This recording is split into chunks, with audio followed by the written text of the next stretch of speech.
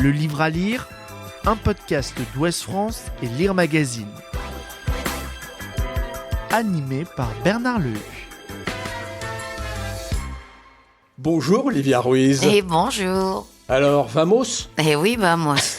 Claro que vamos. Ah là, je n'ai pas compris la suite. Bien sûr qu'on y va. Alors, Vamos, c'est le titre de votre troisième roman, publié chez Lattès. Avant de prendre le temps d'en parler, j'aimerais revenir sur ce qui vous a poussé, vous, la chanteuse à succès, à entrer en littérature. Je me disais, mais quoi, chanter ne comblait pas suffisamment votre désir de création et de partage, Olivia? Alors, franchement, si. J'étais totalement comblée dans mes activités à l'époque. Simplement, il y en a qui ont des bonnes fées dans leur vie. Moi, j'ai eu, je sais pas, un elfe, ou je ne sais pas comment on pourrait l'appeler, qui est Mathias Malzieu. Mathias, il y a déjà 25 ans ou 20 ans, me disait « Tu es une romancière qui s'ignore ». Moi, je disais « Toi, tu es un homme un peu trop amoureux ».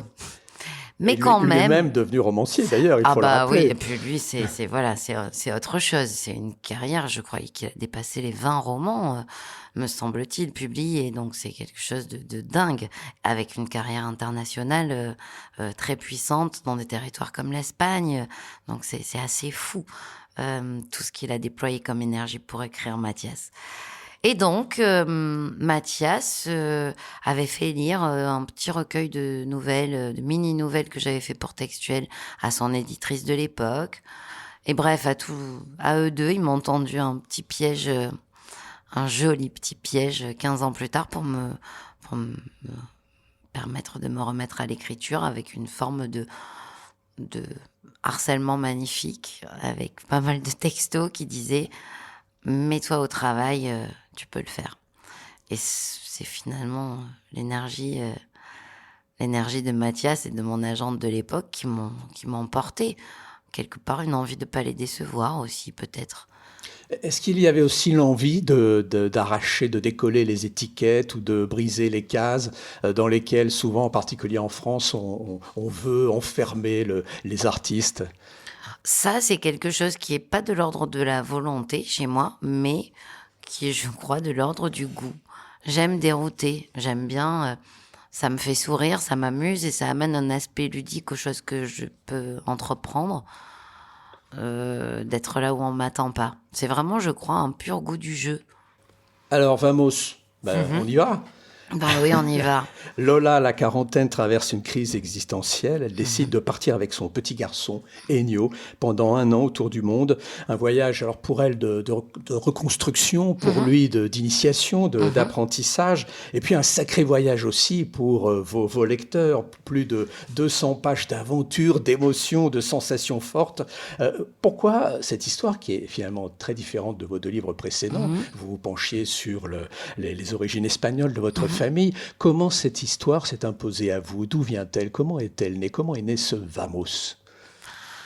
Alors, ce Vamos est tout simplement né de ma plus grande peur, disparaître avant d'avoir eu le temps et de profiter du spectacle merveilleux qui est le fait de voir grandir son enfant et de l'abandonner aussi à ce monde qui est si hostile et qui nous heurte et qui nous désespère depuis plusieurs années maintenant, plus que jamais peut-être.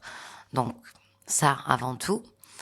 Et une statistique. À l'aube de partir sur la tournée de la réplique, qui était une tournée extrêmement longue, sur quasiment 1 année et demie, plus de 120 concerts, sans compter tous les concerts promo. Et cette statistique qui disait 75% du temps qu'un parent passe avec son enfant au cours de sa vie a lieu avant les 12 ans révolus de l'enfant. Ce dont on n'a pas conscience, en effet, quand on est parent. Mais non, et ce qui fait tellement peur, il y a tout à coup une chape de plomb, on a l'impression qu'il va falloir qu'on vive avec un chronomètre à la main et qu'on a déjà raté trop de trucs, et puis on se repasse toutes les choses où on n'était pas là, et voilà. Et ça rejoint ce que dit mieux que moi Rilke, c'est que pour se lancer dans l'aventure de l'écriture, il faut que ce soit une une sorte de question de vie ou de mort. Et donc, à cet instant-là de ma vie, c'était pas parler, me retourner encore vers mes origines, essayer de comprendre à travers mes fictions le processus et le voyage de mes aïeux et leur demi-vie ensuite. C'était pas ça mon urgence. Mon urgence, elle était de prendre soin peut-être des parents en leur transmettant cette histoire et tout simplement aussi cette fichue statistique pour qu'ils se saisissent comme je tente de le faire du temps qui nous reste. C'est terrible à dire, hein. Parce que donc vous êtes mère d'un petit Nino à qui est dédié ce livre, qui a quoi, 11 ans je crois aujourd'hui, presque 11 ans. Et donc le livre pose d'emblée enfin voilà, toute la problématique autour de qu'est-ce être une mère aujourd'hui. Et alors je ne vous en ai pas parlé avant qu'on ne commence, mais est-ce que vous pourriez nous lire tout simplement le premier paragraphe de votre livre, Vamos? Prologue. Je suis une mauvaise mère. Une mère désespérée. Une mère, me direz-vous. J'exerce ce travail auquel aucune école ne prépare, alors qu'il mériterait des études supérieures pour éviter trop de dommages collatéraux. Ce boulot pour lequel il faut un mental en béton armé, parce qu'il cristallise tes plus grandes joies et tes plus grandes peurs, sans que l'on t'ait appris comment les faire danser ensemble. Alors on vacille, sans bras auxquels se raccrocher. Alors Lola, la mère de votre livre, donc propose à Ennio, son fils, de partir pour un tour quasi du monde pendant un an. Est-ce que le voyage, pour vous, c'est aussi quelque chose qui a toujours été très important? Est-ce que vous vous êtes éduqué, vous vous êtes formé par le voyage? Absolument. J'ai voyagé tard. Je crois que la première fois que je suis venue à Paris, c'était pour un casting. La Starac? Non. Non, j'avais été repérée par Graines de Star en région avant ça. J'étais venue passer un casting. Et sinon, mon premier grand voyage était fou. J'avais gagné un voyage offert par le ministère de la Culture à l'époque, qui avait décidé d'envoyer 2000 jeunes nés en 1980. Donc on faisait des candidatures, on posait nos candidatures pour avoir droit à cette incroyable trip. Et ils nous envoyaient dans 4 capitales d'Europe pendant un mois, une semaine par capitale. Et nous avions comme mission de revenir avec des interviews, avec ou avec des papiers pour nos journaux locaux. En l'occurrence pour moi, l'Indépendant Carcassonne. Carcassonne. Voilà. Et j'avais été sélectionnée, chance folle, pour faire un voyage que j'avais choisi. J'avais repéré qu'il y avait le festival de jazz à Vienne et à Copenhague. Donc, j'avais pris ça comme chemin. Vienne, Copenhague, Florence et Cracovie. Et à partir de ce voyage, je n'ai plus passé 6 mois sans quitter la France. Dès que j'avais un petit peu d'argent de côté, je m'évadais ou je prenais ma voiture pour aller vers l'Espagne parce que c'était évidemment le plus simple. Donc ce goût pour le voyage, je l'attribue, mais ça c'est ma petite mythologie personnelle, au voyage de mes aïeux. Peut-être que c'est une façon de remarcher sur leurs traces. Peut-être que quand on n'est ni d'ici ni de là-bas, c'est sur les routes qu'on se sent bien. Vos aïeux qui ont donc fui l'Espagne pendant la guerre civile pour gagner le sud-est de la France. Ce voyage entre Lola et Ennio, c'est bien sûr passer du temps ensemble, parce que vous l'avez expliqué avec cette statistique assez incroyable, ce temps passe très vite, mais c'est aussi pour cette mère donner une autre forme d'éducation, d'apprentissage à Ennio pendant un an. Qu'est-ce qu'il va apprendre pendant toute cette année et grâce à ces voyages? Il va apprendre... la vie? Oui, l'humanité. Il va apprendre comment regarder l'autre avec bienveillance, comment l'utiliser comme un miroir pour se remettre en question. Il va apprendre à accepter sa métamorphose et la nourrir. Il va apprendre à renoncer parfois. Il va apprendre aussi à s'ouvrir. comme le voyage peut le faire d'une façon quasiment magique, quoi qu'il se passe. Et quand je dis voyage, je pense que monter dans un RER pour sortir de Paris est déjà un voyage. Je pense que s'extraire du quotidien, même si c'est pour aller à 45 minutes au bout de la ligne de métro, occasionne un dialogue différent et plus riche. Oui, puis on dit souvent, c'est une formule un peu éculée, mais qui est très vraie, que dans le voyage, le plus important n'est peut-être pas forcément la destination, mais le chemin Bien que sûr. l'on parcourt. Absolument. Et je suis tout à fait d'accord avec cet adage. Alors, il y a, si j'ai bien compté, c'est six Six étapes, hein, voilà, destinations. 6 Oui. destinations. Alors, je suis sûr que je vais en oublier en cours de route. Il y a Orlando, en Floride, La Havane, ça fait Absolument. 2, Marseillette. Madrid, Marseillette, votre village, et puis Le Caire. Le Caire et Essaouira. Pourquoi celles-là? Comment les avez-vous choisies? J'ai l'impression que les choix sont différents. Il y a des voyages, des destinations que vous avez en effet visitées, et d'autres qui sont purement imaginaires. Alors, il y a seulement Orlando que j'ai pas visité, finalement. Et elle s'est retrouvée là parce que je me suis dit, un enfant que tu arraches à son quotidien et à ses potes pour faire ça, se retrouver seul avec maman, je connais le mien, je suis pas sûre que ça le ferait beaucoup rêver. Donc Seul autant avec maman commencer pendant 10 mois. avec Walt Disney. Qu'est-ce que je ferais? Je lui laisserais choisir la première destination. Voilà. Et qu'est-ce qu'il choisirait? Définitivement, il choisirait Orlando. Et qu'est-ce que ça me ferait? Ça serait un cauchemar pour Oui, moi. voilà. Pour la maman, ça Voilà. n'est pas un cadeau, Et à la c'est fois tout ça. dans le livre, mais Vraiment, voilà. ça l'aurait été pour vous. C'était exactement. C'était pas très compliqué d'imaginer comment démarrer le voyage. Et pour les autres, c'est des endroits que je chéris, tout simplement. Et des endroits où on a fait de belles rencontres aussi. Et voilà, il y a des personnages qui sont très directement inspirés. On va y revenir, oui, sur certains de ces personnages. Mais est-ce que certains de ces voyages, vous les avez dans la vraie vie effectués avec Nino, avec votre fils? Alors, j'ai fait Madrid avec mon fils, j'ai fait le Caire, Essaouira, et je n'ai pas fait Orlando, je n'ai pas fait la Havane, et puis j'ai fait Marseillette, évidemment. Évidemment, là aussi on va avoir l'occasion d'y revenir. Et puis vous l'avez déjà mentionné, ce sont surtout des rencontres. Il y a vraiment une formidable galerie de personnages, de portraits. Alors bon, on ne peut pas tous les citer ici. Moi j'en ai retenu 3 si vous voulez bien. Allez. Il y en a, bon, on va faire dans l'ordre. Orlando avec Unki. Parlez-nous d'Unki. Et surtout, qu'est-ce qu'il va enseigner, apprendre à Nino et puis un peu aussi à Lola? Bien sûr. De toute façon, je pense que Lola apprend largement autant, sinon plus, sur elle-même, et sur son enfant et sur le monde au cours de ce voyage. Alors, Unki, c'est un motard. Un motard qui va rencontrer, un gros dur, hein, voilà.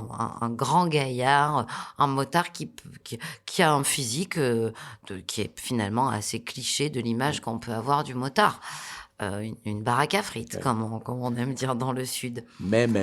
Mais d'une rencontre très malencontreuse qui va bouleverser ce départ, ce début de voyage, va en sortir une amitié extraordinaire.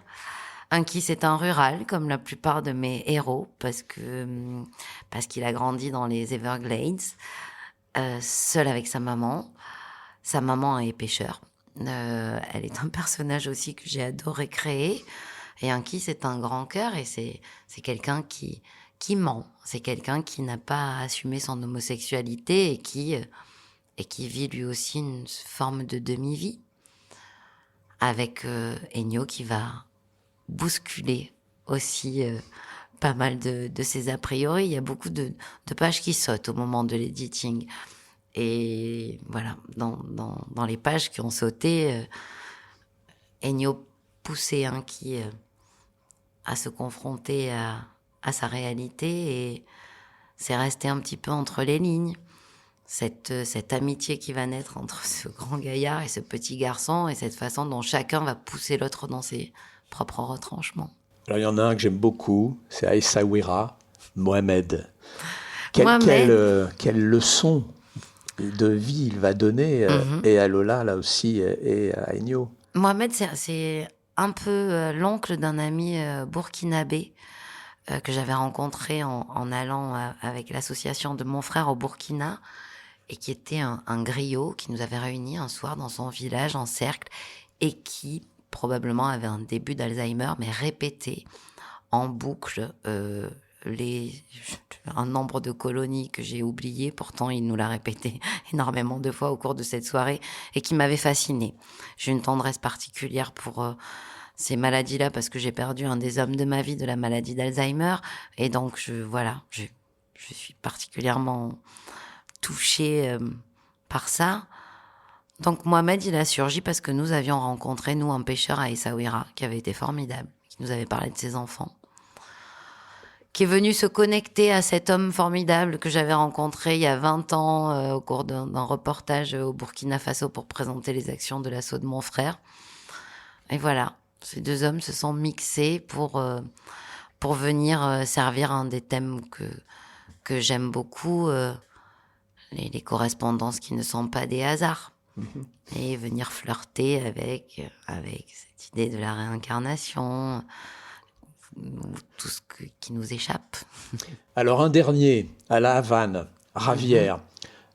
Là, c'est Lola qui se fait plaisir, peut-être dans toutes les acceptions du mot. Peut-être aussi un peu Olivia, non? Alors, Javier, c'est pas vraiment Olivia, c'est plutôt Pénélope qui en profite. Parce que si on doit mettre un physique sur Javier, c'est celui de Javier Bardem qu'on mettrait, qui peut-être pas mal inspiré ce chapitre. Effectivement, ma vie à la Havane, bien sûr, l'a inspiré aussi. Ma fascination pour la santerie. Il faut le dire, vous avez séjourné à Cuba. J'ai vécu quasiment une année là-bas, enfin, avec pas mal d'allers-retours aussi, oui. Donc oui, bien sûr, je pensais à mes lectrices également. D'ailleurs, qui toujours trouvent mes scènes sensuelles très importantes dans mes livres. Et pour la petite anecdote, Bernard, que je ne résiste pas à vous partager, mon fils, pour la première fois, parce qu'il est en âge de le faire cette fois un peu plus, a eu envie de lire Bamos. Voilà. Ah oui, c'est la première fois. Bah oui, il avait 7 ans. Et puis, il y avait une scène de sexe encore plus conséquente dans le précédent, donc je n'avais pas poussé non plus à tenter la lecture. Et là, donc, il me dit, j'ai envie de le lire. Et donc, je lui dis, bah, bien sûr. Mais par contre, il y a une scène, une page que j'enlèverai. Voilà, ou 2. C'est pas très grave, ça ne manquera pas à ta lecture. Et donc, il me dit pourquoi? J'ai dit parce que c'est une scène de sexe, donc c'est pas du tout adapté, c'est une scène d'amour, voilà. Donc, il est un peu gêné. Et puis, un moment après, il dit, je vais commencer à le lire. Oh, je lui dis, tu sais quoi, j'aimerais bien te le lire, en fait. J'aimerais bien qu'on le lise ensemble, si tu veux bien attendre ce soir. Parce que ce livre, je lui dis, tu sais, je l'ai fait pour toi. C'est vraiment un livre que j'ai fait pour toi. Et il se retourne, il me dit, ah ouais, tu l'as fait pour moi? Mais alors, pourquoi t'es allé mettre une scène de sexe? J'ai éclaté de rire. Je me suis dit, tu ressembles de plus en plus à Ennio. C'est effarant. Et donc voilà, c'était rigolo parce que ce chapitre va poser problème à un moment donné. Alors, il y a une étape particulière qui est donc Marseillette, votre village, là où vos parents tenaient ou tiennent toujours. Non, mes parents l'ont vendu dans les années 90. Ouais. D'accord. Et je me disais, que vient-il faire là? Parce que finalement, ça, c'est vous, c'est votre vie. Pourquoi avez-vous ressenti le besoin de l'introduire, qu'il ait une présence dans ce roman? Dans ce livre, les destinations qu'on traverse, à l'exception d'Orlando, sont des endroits des décors que je maîtrise. Ouais. Des lieux, ça c'est, j'ai envie de vous dire, j'ai choisi la facilité. J'ai pris des endroits que j'aime profondément et que je connais par cœur pour y mettre les personnages que j'ai créés parce que peut-être que c'était la meilleure façon de parler de ces endroits-là. Donc Marseillette, une évidence que de remettre cet endroit parmi ces destinations, parce que la nécessité toujours de rendre hommage aux ruraux et à la beauté de leur authenticité et de claquer le bec au snobisme de ceux qui parfois les méjugent. Ce café, personnage principal parmi les personnages principaux de ma vie. Ouais, c'est toute votre première vie, votre enfance, Voilà. l'adolescence. Voilà. Que Nino n'a pas connu, pour le coup. Non, Nino est né. En activité, oui, non. tenu par le. Il le par connaît, vos parents. hein. Il le connaît parce qu'on l'emmène là-bas régulièrement, mais une évidence que de mettre Marseillette parmi ces destinations. Alors là, c'est intéressant parce que vous jouez toujours entre ce qui relève de l'autobiographie et de la pure fiction. Les lecteurs découvriront que ce qui se passe entre Lola et cette famille qu'elle retrouve à Marseillette n'a rien à voir avec votre histoire. Et puis surtout, là, vous inversez les rapports, c'est-à-dire que d'un seul coup, c'est Ennio qui, quelque part, va... Et le maître du jeu. Le maître du jeu, il va apprendre à Lola, à sa mère. C'est lui qui va, d'ailleurs, provoquer. Tu as tant de choses à m'apprendre. venue. Je reprends la phrase que vous citez en particulier dans ce passage. C'est Ennio qui va réconcilier sa maman avec toute sa famille, dont elle s'était totalement séparée depuis la mort de sa maman. Donc oui, c'était assez savoureux d'écrire les choses dans ce sens-là parce que c'est la chose la plus importante que j'ai apprise en tant que maman.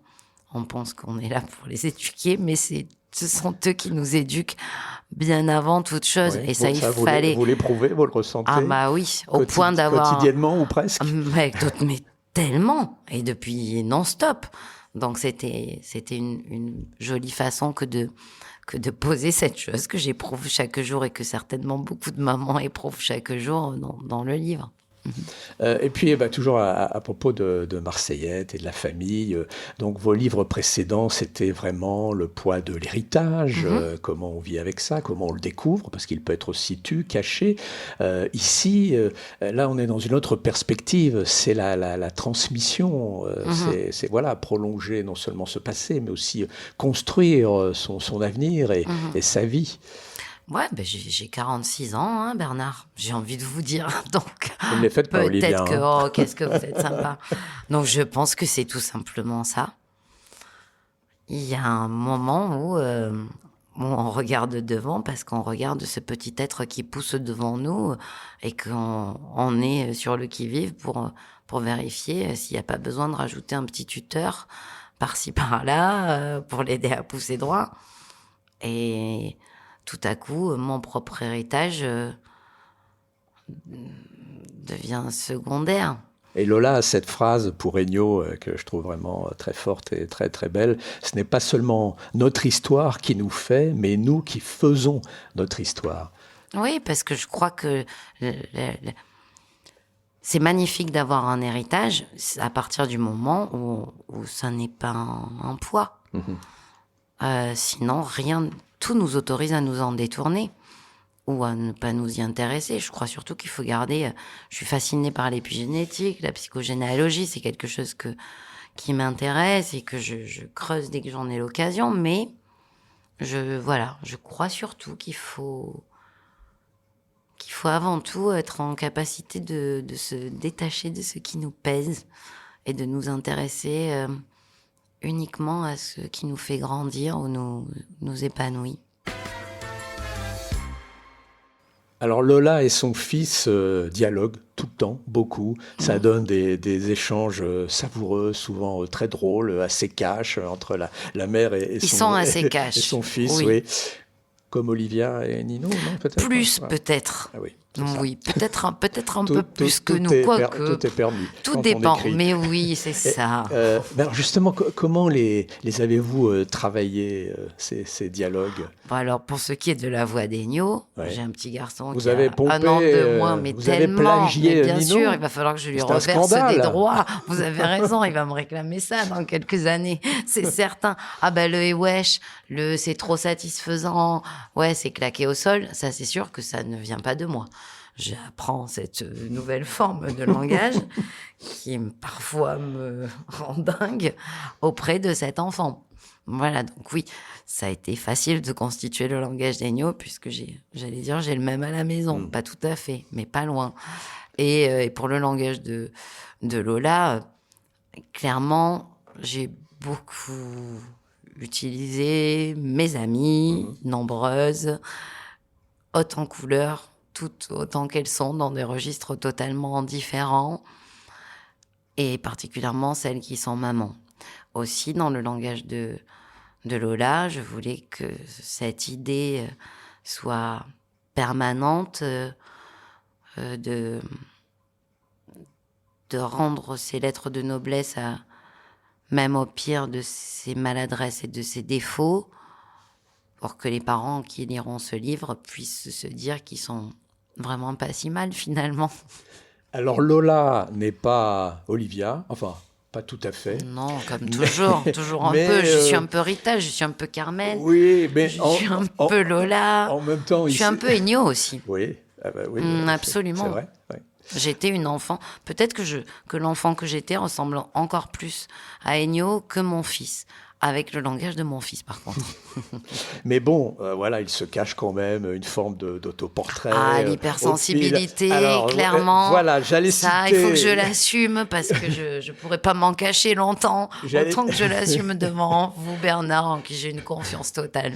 Vous avez peut-être tort. Peut-être bien, je me méfie. J'avais relevé justement 2 passages, à page 76, mon impulsivité est ma meilleure ennemie.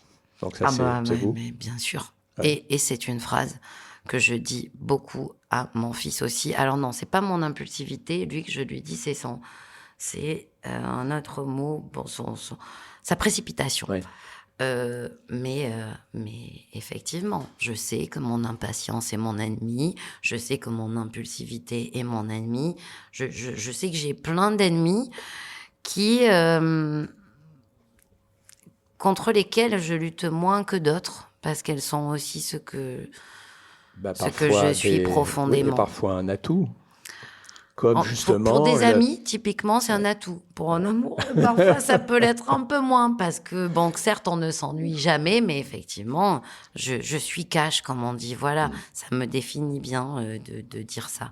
Je sais pas mentir, mon visage me trahit, comme Lola. Donc de toute façon c'est même inutile de mentir puisque sur mon visage tout est écrit avant même que je n'ouvre la bouche et en plus j'ouvre la bouche, donc c'est vraiment voilà. Et justement en page 160 vous l'avez déjà évoqué, mon don et mon drame, cette hyper-expressivité en dépit de mes efforts pour la contrôler. Mais ça n'est pas un handicap quand on est une artiste et notamment sur scène, non? L'hyper-expressivité plus problématique dans la vie. Mais... Bah oui. Sur scène, effectivement, non. A priori, il n'y a pas de problème. Quoique, si j'ai un énorme souci de son ou quoi, peut-être bien que ça se voit plus que sur une autre. Je ne sais pas. Mais non, c'est plutôt dans la vie. Parce que du coup, difficile d'être politiquement correct, même quand la situation l'exige. Mais tant pis. J'ai d'autres défauts contre lesquels me battre et qui méritent beaucoup plus de mon énergie. Bah allez-y, dites-nous. Mon addiction à la clope, tiens, la première qui me vient à l'esprit, voilà. Et d'autres? Cerise peut-être. Non, cerise. Ça, quand il va savoir, mon fils, que je vous ai dévoilé cette chose qui n'est qu'à nous, je suis sûre qu'il va être un peu en colère contre livre. Moi. Vous ne me l'avez pas dévoilé. Oui, dévoilé à vous et à tous. Alors il faut peut-être expliquer pour celles et ceux qui nous écoutent. On a un petit code cerise avec mon fils, qui est un code que j'ai donné à Lola et Ennio aussi. C'est que quand l'un de nous déborde, pour pouvoir se dire discrètement au milieu des gens que l'autre déborde, on dit cerise. Effectivement, ça peut faire des situations cocasses parce que quand tout à coup je me mets à dire au milieu d'un truc qui n'a rien à voir à mon fils cerise ou qui me dit cerise, les gens peuvent être un petit peu perplexes. Mais en général, on fait en sorte que ce ne soit pas entendu. Et voilà, et c'est le code pour me dire maman, là tu exagères, ou Nino, là tu exagères. Mais alors la grande question, c'est pourquoi cerise et pas poire, truc-mûche Je sais pas trop de quoi, pourquoi cerise. Peut-être que ce jour-là, on avait acheté des cerises. Je m'en souviens plus. C'est un truc qu'on a depuis qu'il est vraiment petit. C'est un truc qu'on a instauré depuis longtemps parce qu'on dit beaucoup qu'il faut faire attention aux humiliations en public, quand on gronde un enfant, de pas le faire devant des gens et tout ça. Et donc voilà, j'avais dû lire un truc d'une Instagrammeuse qui travaille l'éducation et voilà, c'est comme ça. Alors plus sérieusement, dans ce livre, vous évoquez aussi un sujet douloureux qui est le harcèlement scolaire. Pourquoi trouve-t-il sa place, ce thème, dans Vamos? Vous y avez été Parce que j'y étais confrontée en enfant, tant que tout simplement. enfant, pas que mère, je me posais la question. Non, j'ai subi moi aussi cette forme-là d'agression certainement en CE1, CE2, CM1. Et ça a été très douloureux. Ça a vraiment été des années compliquées où j'avais un rapport au corps qui était plutôt joli et qui a demandé ensuite des années de reconstruction et que la danse a permis de remettre au bon endroit. Vous en avez déjà parlé dans vos chansons, par exemple ou J'ai écrit une pièce là-dessus pour le Paris des femmes. Ah oui, exact. J'ai soutenu pas mal d'associations aussi liées au harcèlement scolaire. Mais non, j'en ai pas parlé plus que ça. Je crois qu'il n'y a même pas 10 ans que je suis en capacité d'aborder le sujet sans m'effondrer. Et ça a eu lieu quand j'avais de 9 à 12 ans. Et j'en ai 46. Autant vous dire les dégâts sur une personnalité et combien ça peut la transformer quand il s'agit de ce bois vert magnifique qu'est un enfant. Je les mesure, je les connais et je crois qu'il faudra jamais cesser de lutter contre et que le système scolaire, malgré tous les efforts et malgré ce protocole génial là qu'ils ont, qui est le protocole anti-harcèlement, a pas encore assez de moyens pour faire en sorte de repérer en amont. Et encore aujourd'hui, quand vous en parlez, vous y pensez, ça reste une mais ça une reste, plaie, une j'ai blessure. gardé une dysmorphophobie qui s'en va et qui revient, mais qui est là. Quand même, ouais. Ouais, donc ça me brise d'imaginer que des enfants vivent ça au quotidien et que les enseignants, les enseignants ne sont pas suffisamment épaulés pour pouvoir noter ça. Et donc on comprend bien que ce thème n'est pas venu par hasard dans Non, il dans n'est ce vraiment livre. pas venu par hasard, non. Alors, il y a un twist, comme on dit dans les suspens, une chute inattendue qui vient saisir le lecteur à la fin du livre, qui va vraiment le bouleverser. Rassurez-vous. Inattendue, même si elle a quelques indices peut-être. Oui, bien sûr. Alors, on ne va pas spoiler, rassurez-vous. Je n'étais pas inquiète. Je voulais juste savoir si cette fin, elle était là dès le début de l'écriture. Oui, c'est cette fin qui a dicté l'écriture, bien sûr, oui. Cette fois, je connaissais le début et la fin du chemin au moment où je commence à écrire, effectivement. C'était la première fois par rapport aux 2 romans précédents? Vous aviez comme ça une fin qui a dicté un peu l'ensemble de l'écriture? Non, je crois qu'en général, j'ai le début et la fin. Oui. Enfin, en général, j'ai tout, mais seul le début et la fin restent les mêmes et tout le milieu fait des nœuds dans tous les sens avant d'avoir un plan, voilà, en gros. Alors, on ne l'a pas dit encore, mais vous nous avez accordé le privilège de nous accueillir chez vous. Ce que je ne fais très rarement. Vous êtes le deuxième. Ici à Paris, merci infiniment et surtout aussi merci pour celles et ceux qui nous écoutent. Est-ce que c'est un endroit où vous écrivez Mais oui, je n'ai pas de bureau, donc j'écris à votre place. Là, sur la table à laquelle nous sommes installés. Absolument. Qui est la table de la table de la à cuisine. manger, bien sûr.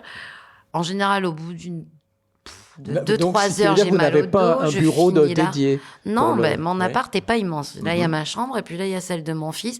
Ça devait être un bureau. Comme vous le voyez, c'est envahi de jouets. Sur la mezzanine, oui, qui est au-dessus. Voilà, donc je n'ai jamais pu en faire un bureau puisqu'il en a fait Il y a une toute petite chambre, donc voilà, c'est l'endroit où il s'étale. Donc non. Et puis je passe ensuite au canapé, un peu au fauteuil, parfois par terre, parfois dans ma chambre, parce que voilà, je sais pas trop où aller. Quand il fait beau, je me mets aux terrasses des cafés. Mais en l'occurrence, là, j'ai écrit pendant l'hiver, la fin de l'automne et l'hiver, donc c'était pas... Et une grande partie à Madrid. Pendant Et que vous étiez pour la celui-ci, fin, la fin ouais. et les corrections. Et avec des moments privilégiés dans la journée, des horaires ou non Oui. 5h, 8h. Ah oui, le matin. Ensuite, petit break pour le lever du petit bonhomme. Et puis à nouveau, 9h, 14h. Et ensuite, il faut que je marche parce que je suis un peu pile électrique. Donc je marche, je cuisine, je fais des courses. Et puis je vais chercher mon fils. Et voilà.